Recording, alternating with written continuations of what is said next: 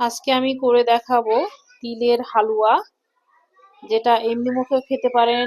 আমরা পাটিসাপটার সঙ্গে খাই। আসসালামু আলাইকুম আপু ভাইয়ারা, কেমন আছেন? কে কোথায় থেকে দেখছেন কমেন্টে জানাবেন। নিয়েছি খেজুরের গুড়, গুড়টাকে কেটে নিয়েছি। যতটা যেমন মিষ্টি খাবেন সে অনুপাতে গুড় নিলে চলবে। এখানে তিল রয়েছে, ব্লেন্ডারে ব্লেন্ড করা, কেউ চাইলে শিলপাটাতেও ব্লেন্ড করতে পারেন, বেটে নিতে পারেন। আমি ব্লেন্ডারে ব্লেন্ড করেছি। আছে হচ্ছে নারিকেল কুড়া, এখানে রয়েছে ভাজা সুজি, হালকা করে ভেজে নিতে হবে। বেশি হচ্ছে পুড়িয়েও দিবেন না, আবার কম করে ভাজবেন না। এখানে চালের গুঁড়ি দিলেও হবে, সুজি যে যেটাই ব্যবহার করবেন সেটাতেই হবে।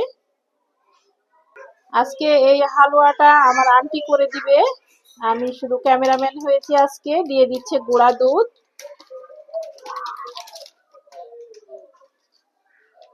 আন্টি হালুয়াটা বেশ ভালো করতে পারে, এই জন্য হায়ার করে নিয়ে আসা।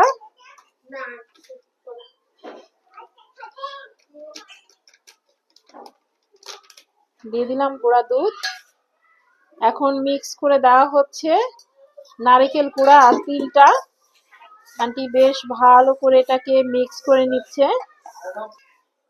এগুলাকে বেশ ভালো করে আন্টি মাখিয়ে নিল, মাখাচ্ছেও এখনো।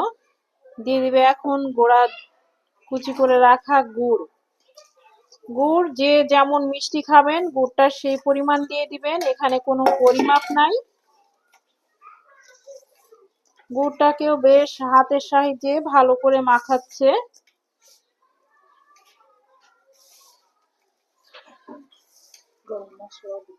গরম মশলা যেটা দিবেন বলে বলে দিবেন। হ্যাঁ, দিয়ে দেওয়া হচ্ছে এলাচ আর দারচিনি, তেজপাতা থাকলে দিবেন, না আমাদের হাতের কাছে দিলাম না, তেজপাতা দিয়ে দিবেন। এটা হচ্ছে পাকের হালুয়া, এটা মিক্স করার উপরে ডিপেন্ড করে। অর্ধেক এখানে হালুয়াটা হয়ে যাবে। এটা খুব ভালো করে সময় ধরে মিক্স করে নিতে হবে, ধৈর্য থাকতে হবে এই হালুয়া করতে হলে। আমার আন্টির অনেক ধৈর্য। মিক্স করার পরে এখন দিয়ে দিচ্ছে আন্টি অল্প পরিমাণে পানি, খুব বেশি পানি দেওয়া যাবে না, না আন্টি? শক্ত না হলে বের হয়ে যাবে। এখানে আপনারা কেউ চাইলে পানির পরিবর্তে লিকুইড দুধও ব্যবহার করতে পারেন। আমরা পানি দিয়ে দিলাম। পানি দিয়ে এটা নেড়ে চেড়ে নিচ্ছে চুলায় দেওয়ার আগে। এই প্রসেসিং গুলো সব চুলাতে দেওয়ার আগে দিয়ে দিল চুলায়। নাড়ার কোনো, আন্টি বলছে নাড়ার কোনো বিকল্প নাই, এই হালুয়াটাতে নাড়তে থাকতে হবে।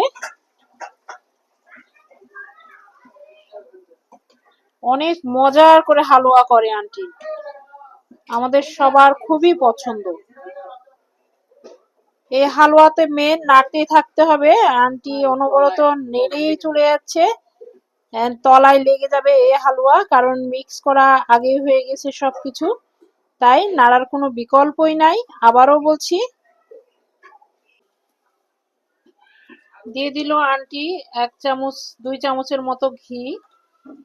নামানোর আগে এটা নাড়তে নাড়তে অনেকটা গোটা হয়ে গেছে, ঘি দিয়ে দিল। ঘি দিয়ে নাড়াচাড়ার পরে কিছুক্ষণ নাড়াচাড়া করে নামিয়ে নিবে। অনেকটা গোটা হয়েছে, দেখেন কত সুন্দর হয়েছে কালারটা, অনেক সুন্দর। এটা চিনি দিয়েও হবে নাকি?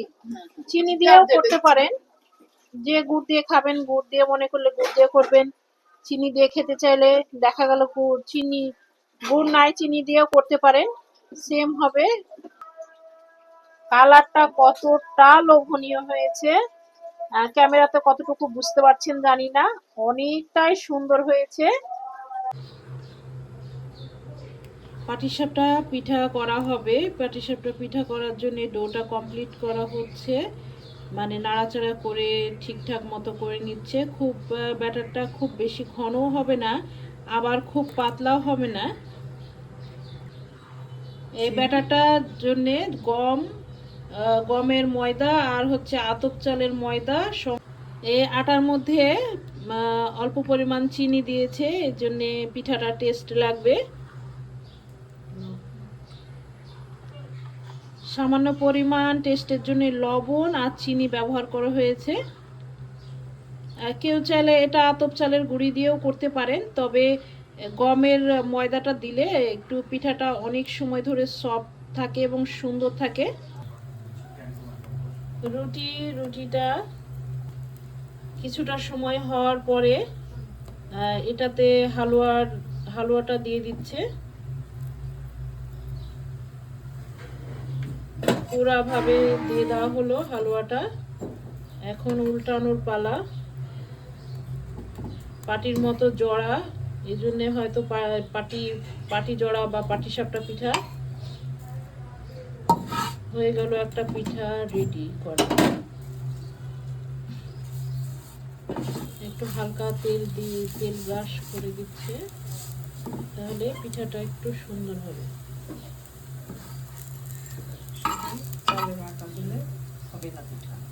ফেটে যায়, ভেঙে চলে যাবে। আর গমের আটা আর হচ্ছে সাদা আটা দেওয়া যাবে, আতপ চালের আটা দেওয়া যাবে, এই গমের আটাও দেওয়া যাবে, সাদা আটাও দেওয়া যাবে, সাদা ময়দাটা যেটা। রেডি হয়ে গেল।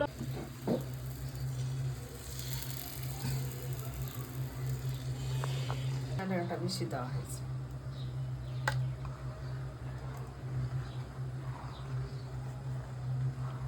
এক ভাগ গমের আটা।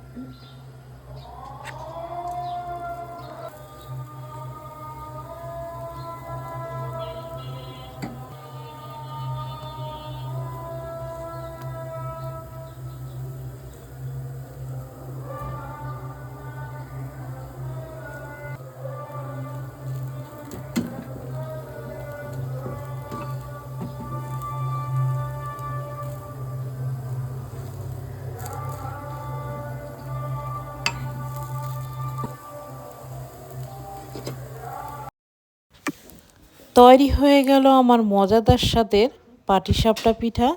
এই শীতে খেতে খুবই দারুণ লাগে। বাসায় একবার হলেও ট্রাই করে দেখবেন। ভিডিওটি ভালো লাগলে লাইক, কমেন্ট, শেয়ার করবেন।